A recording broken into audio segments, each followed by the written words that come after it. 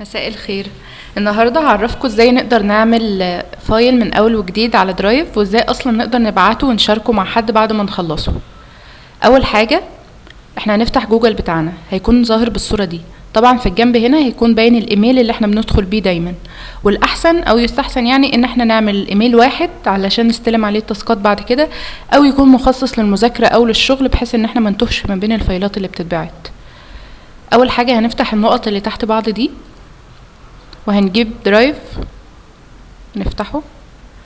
هيظهر لنا بالشكل ده، او هيظهر لنا يعني الحاجات اللي احنا عملناها قبل كده. اول حاجه هندوس هنا على علامه الزائد او اللي هي نيو، او هيكون مكتوب جديد لو احنا النسخه بتاعتنا عربي. هندوس عليها كده وهننشئ ملف.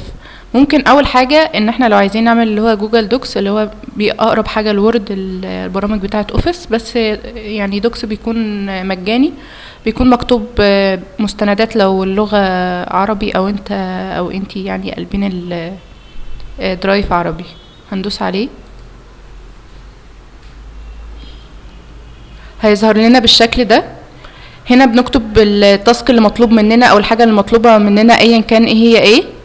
فوق هنا هنعدل الادوات، هنعدل الخط، هنعدل التنسيق بتاع التاسك اللي احنا عاملينه. فعلامة الزائد دي لو احنا عندنا في التاسك اكتر من عنوان او اكتر من حاجة هنعملها، بنضغط هنا على علامة الزائد بحيث ان احنا نقسم التاسك بتاعنا لكذا حاجة، يكون منظم بس مش اكتر. اول ما نخلص الفايل ونعوز نبعته، هنتك هنا على شير، او هتكون مكتوبة مشاركة لو احنا النسخة بتاعتنا عربي. هنكتب هنا الفايل بتاعنا، هنسجله، هنعمل سيف،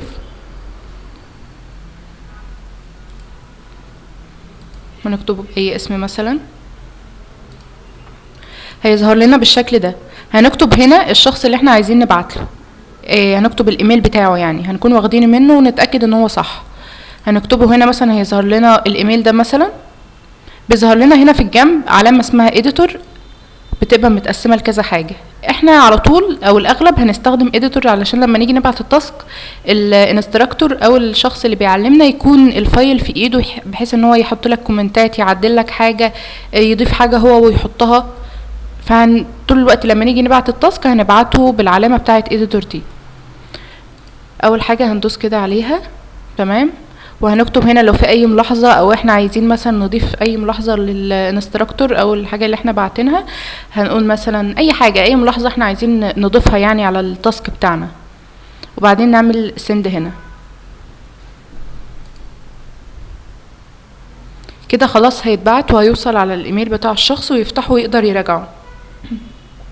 في برضو حاجة عايزة اعرفها، ان هنا لما نحب ان احنا نبعت تاسك لحد، او مثلا احنا بعتنا له خلاص على الايميل، بس عايزين اسرع نبعته مثلا على اي وسيله تواصل زي واتساب او حتى برنامج لارك او اي حاجه.